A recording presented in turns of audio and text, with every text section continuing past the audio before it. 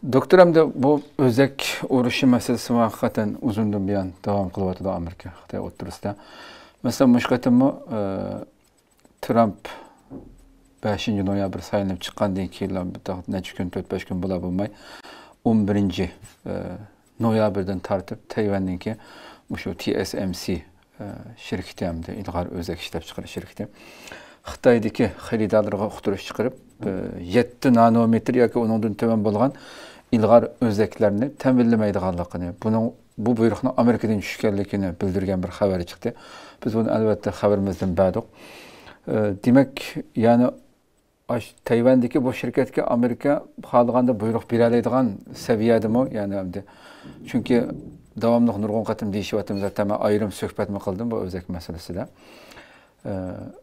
Demak, Tayvan Trump kelgandan keyin texnik bu chunki eng ilg'or shu harbiy sohada ishlatiladigan eng ilg'or o'zaklarni yani Xitoyning erishishini cheklayapti. Bundan keyingi bosqichlarni qanday qaraysiz masalan?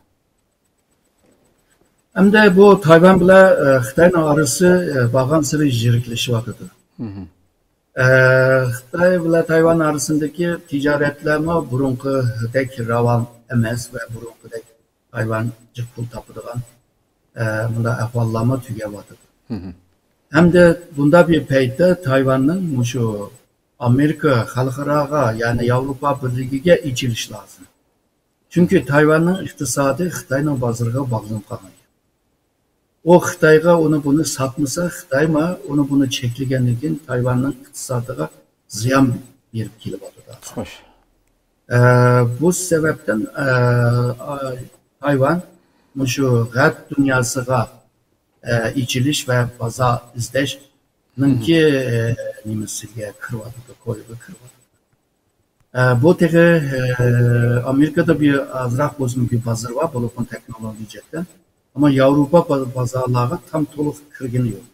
Agar da Tayvan şu Avrupa pazarına, Amerika pazarına kiralisa, bu vaqtida Xitoy pazarından qutulgan bo'ladi. Ya da to'liq qutulmasmi? Ko'pchatdan yani qutulgan bo'ladi. Bu vaqtida Xitoyga hech nima sotmaydi. Bayaz siz degan o ahvol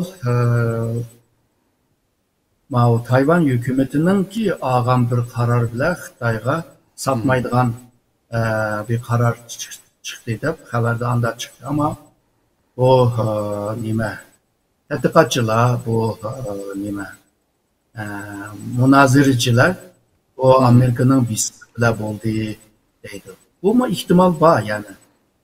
Bu Amerika bo'lmasa bazı devletler Tayvan'a bisim işildi onda qilmadi deb. Şununla Tayvan'ınki menfaatiga to'g'ri kelmasa bu kararını Tayvan'ı çıkamaydı. Mesela Amerika nurgun mallarını Tayvan pazarına kirgizmekçi ama Tayvan meyli meclis olsun, meyli hükümeti olsun onunla karar çıkamagaçka Amerika'nınki malları kiremiyordu. Mesela çoşku bir ne seyte işleyendek nurgun mesele var, çeklengen.